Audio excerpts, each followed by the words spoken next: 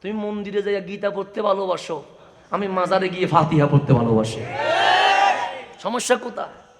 তোমার মন্দির ভালো লাগে, আমার শাহজালাল ভালো লাগে। কথা ঠিক না? তোমার কাছে রোজার পূজা এক মনে হয়, আমার কাছে কোরআনের বাইরে কোনোটাকে হক মনে হয় না। তোমারটা নিয়ে তুমি দেখো না, আমার সমস্যা কি? তুমি যদি প্রসাদ খায়া আরাম পাও, তুমি প্রসাদ খাও, আমরা বিরিয়ানি খাই আরাম লই। সমস্যা কোথায়? তুমি বিরিয়ানি দেখলে তোমার মাথা গরম হয় কেন? তুমি যে প্রসাদ খাচ্ছ, আমি তো কোনো কিছু বলি নাই। কথা ঠিক না? আমি তো তোমাকে বলি নাই যে খেতে পারবা না, খাও না। কালকে প্রমাণ হবে তোমার গীতাই বাঁচাবে না আমার নবী বাঁচাবে। কালকের জন্য ছেড়ে দাও, আজকে মারামারি করা দরকার কি? ইসলামকে আর কত হাসি বানাবা? এই মাজারওয়ালারাই মসজিদ বানাইয়া দিয়েছে বিদায় আমরা মসজিদওয়ালা হইতে পারছি। তুমি মাজার ভাঙ্গি মন্দির ভাড়া দাও, এটা কোন ইসলাম?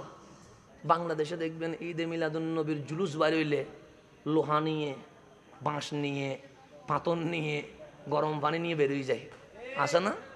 আছে। তো আমাদের কথা হচ্ছে যারা ঈদে মিলাদুন নবী করবে না, তারা না করুক, আমরা জোর করব না। কথা ঠিক আছে না?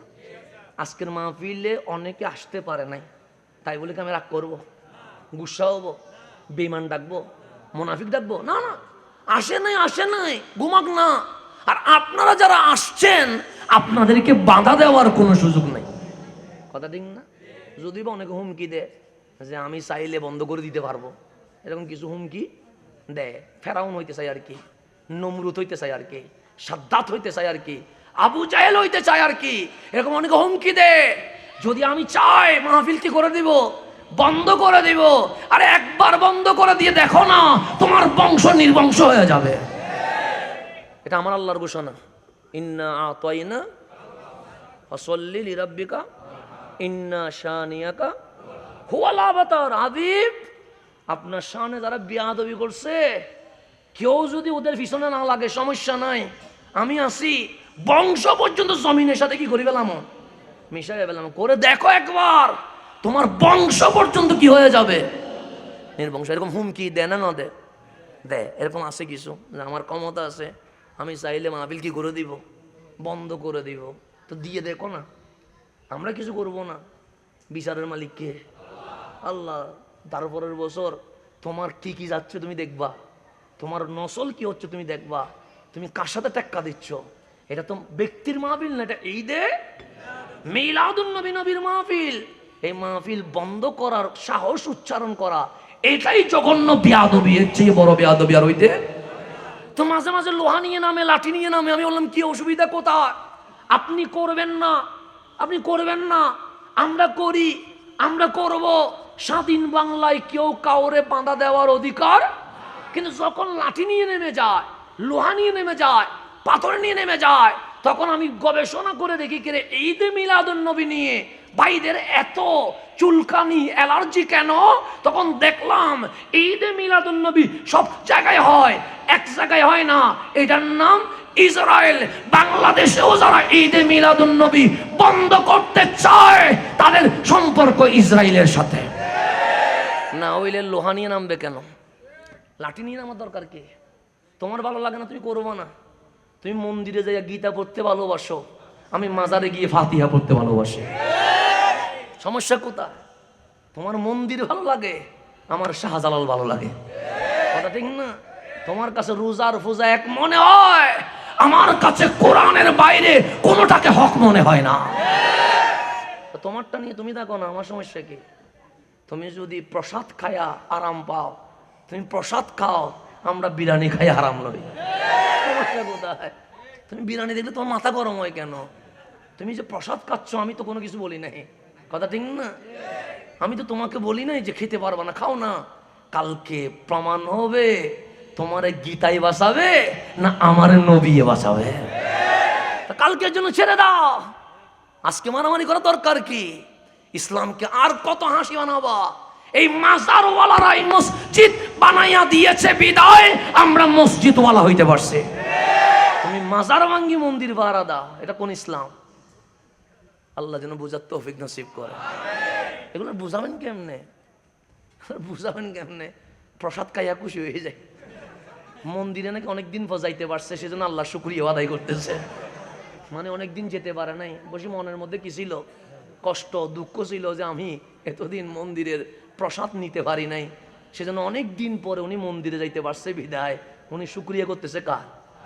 আল্লাহ। আর আমরা নবী পায়া মূর্তি মুক্ত হইয়া আল্লাহর ইবাদত গুজার করতে পেরেছি বিদায় আমরা আলহামদুলিল্লাহ বলছি, মিলাদুন নবীতে আসতে পেরেছি তাই। কথা ঠিক না? ঈদে মিলাদুন নবী মানে কি? শুকরিয়া আদায় করতেছি কার? কারে ভাইয়া? তো কেউ মন্দিরে যেতে পারছে সেজন্য শুকরিয়া আদায় করতেছে, আর কেউ ঈদে মিলাদুন নবী করতে পারছে বিদায় শুকরিয়া আদায় করতেছে। ছেড়ে দেন, কাল হাসরে প্রমাণ হবে আমার নবী কারে বুকে নেয়। কথা ঠিক আছে না? ছেড়ে দেন। দুনিয়ায় লাঠি নিয়ে আসিয়েন না, লোহা নিয়ে আসিয়েন না, পাথর নিয়ে আসিয়েন না। যদি সমাধান চান দলিল নিয়ে বসেন, দলিল নিয়ে বসেন, সমাধান হয়ে যাক। যদি আপনার দলিলে প্রমাণ হয় মিলাদুন নবী করা যাবে না, তাই আপনি আবার প্রমাণ করে দিবেন মন্দিরে যে যাওয়া যাবে এটা কোন দলিলে লেখা আছে, এটাও একটু দেখাবেন আমাদেরকে, আমরা একটু দেখি না। নাহলে আপনারা যেটা যাইয়া স্বভাব নিচ্ছেন, আমরাও যদি দলিল টলিল ভাই একটু স্বভাব নেওয়ার দরকার আছে না? হ্যাঁ, বিরিয়ানি দেখলে আপনাদের মাথা গরম হয়ে যাচ্ছে, প্রসাদের ভিতরে কি ফজিলত আছে তো দেখাইয়া দিলে আমরাও কিছু আমল করার চেষ্টা করতাম। কথা ঠিক না? এখন আল্লাহ যেন বুঝার তৌফিক নসিব করে। তো নিজের বেলায় একটু চিন্তা করবেন, নিজের বেলায় হারাম গুলারে আরাম বানাইছেন, আর ইসলামে যেগুলো আরাম সেগুলোরে হারাম বানায়া কার মিশন বাস্তবায়ন করতে চান জাতি জানতে চায়।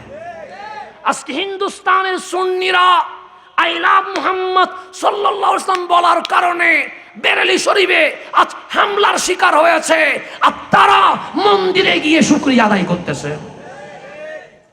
আল্লাহ যেন বুঝার তৌফিক নসিব করে। আমরা বিরোধিতা করি না, যদি শান্তি পাওয়া যাও না সমস্যা কি? তা আমরা কি বাঁশ নিয়ে গেছিলাম, লোহা নিয়ে গেছিলাম, পাথর নিয়ে গেছিলাম, গরম পানি নিয়ে দাঁড়াইছিলাম? তা আমরা তো বাধা দেই নাই। আমরা বলছি তোমার যেতে মন চায় যাও, সমস্যা নাই। শুকরিয়া আদায় করতে মন চায় করো।